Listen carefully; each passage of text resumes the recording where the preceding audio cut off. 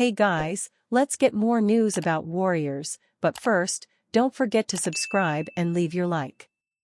Renowned doctor gives update Warriors fans must hear on Stephen Curry.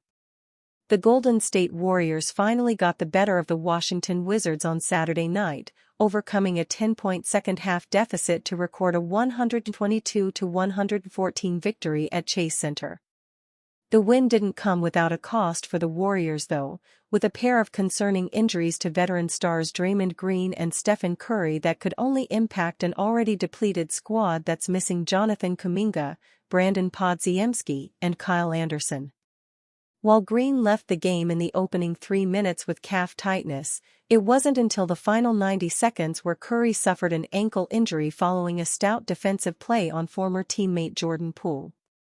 Curry left for the locker room as the Warriors closed out an 8-point victory, with head coach Steve Kerr revealing in the post-game press conference that the 2x MVP doesn't believe the injury is serious. When asked about the injury, Curry responded, "Feels great. See you on Monday."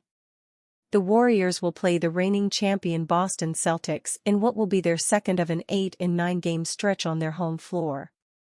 Steph Curry's brief post-game quote while icing up, "Feels great. See you on Monday." Warriors vs Celtics on TNT on Monday.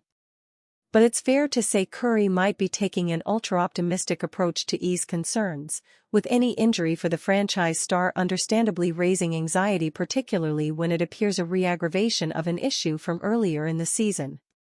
Renowned Dr. Brian Sutter provided an in-depth breakdown of the injury which you can see here, but most importantly for fans is the expected timeline for the 36-year-old. Hopefully for the best here, we don't see any more than maybe a few days, up to a week or so. It sounds like he's not going to need an MRI from after the press conference, but we'll see how much pain and swelling develops into tomorrow and the next day, Sutter summarized. That would suggest it unlikely that Curry would be available for Monday's game, with the franchise surely taking no risks despite growing urgency to turn around their season. Golden State will then travel to Sacramento to face the Kings on Wednesday, before returning home to close out their week against the Chicago Bulls and Los Angeles Lakers. Perhaps Sutter's summation suggests that Curry could be out for up to 4 games as a worst possible result, but more will be known in the next 24 hours. The 10 All-Star had 26 points, 5 rebounds, and 6 assists in 34 minutes prior to the injury. The rebuilding Brooklyn Nets have pulled off their second notable trade in the past fortnight, having previously dealt Dennis Schroeder to the Golden State Warriors earlier in the month. Veteran forward Dorian Finney-Smith is on his way to the Los Angeles Lakers, along with 7-year guard Shake Milton. Former Warrior D'Angelo Russell is headed back to the Nets, with Brooklyn also acquiring Maxwell Lewis and 3 second-round picks. Exposed Warriors roster issue could have huge trade ramifications. The Golden State Warriors are set to remain active on the trade market over the coming weeks, leaving the futures of some current players under serious question marks leading up to the February 6 deadline. 2 of those players are veteran duo Gary Payton II and Kevin Looney, both of who are on expiring contracts and make a combined $17.1 million.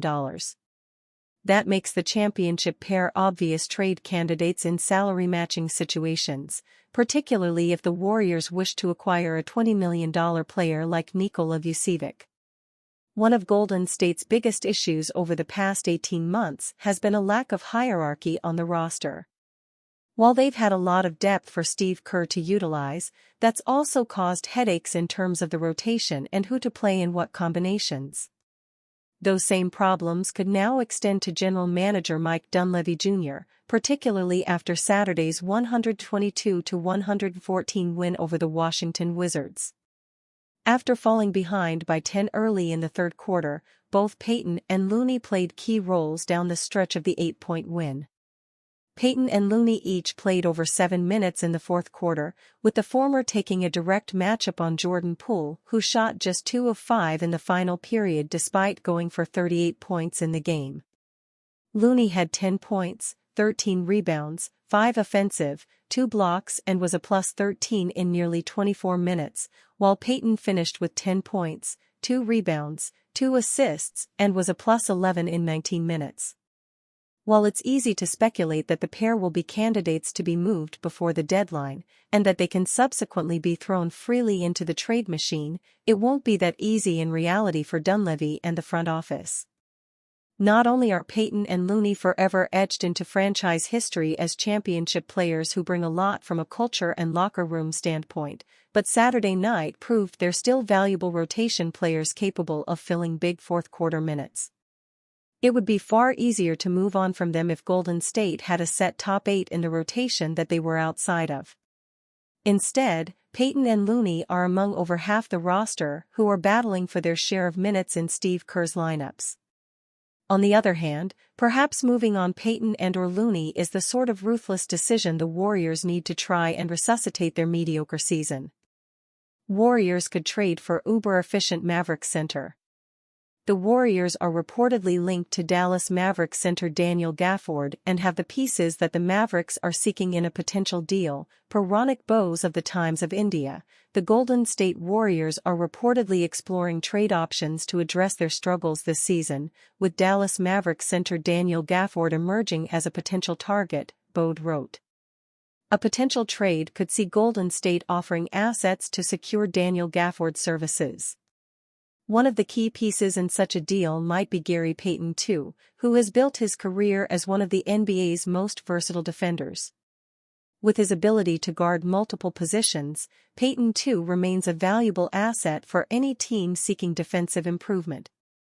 Gafford is averaging 11.7 points per game on a whopping 70.5% shooting from the field. He's adding 6 rebounds a night for the Mavericks. This marks the 3rd straight season, and 4th for his career, in which the Arkansas native has shot north of 70% from the floor. In 6 years in the NBA, Gafford has never converted lower than 68% of his shot attempts. He could also bring strong rim running and interior defense to the Warriors, exemplified by his 1.5 blocks per game for the 2024-25 campaign and his career. Dallas would get one of the better on-ball defenders in basketball by acquiring Payton II. While he's been an integral part of Golden State's MO for the better part of the last 5 campaigns, the Warriors have an abundance of guards in their lineup. Behind Luka Doncic and Kyrie Irving, he could create a championship-level defensive culture for their ball club. The Warriors could also afford to part ways with Podziemski, given his inability to take the next step this season. Gafford may not be the most athletic big man in the game, but his ability to finish lobs, operate out of the dunker spot, convert hook shots in the post, and man the middle could give the Dubs a needed edge down low. And you, fan? What do you think of the situation of Daniel Gafford? Leave your opinion in the comments.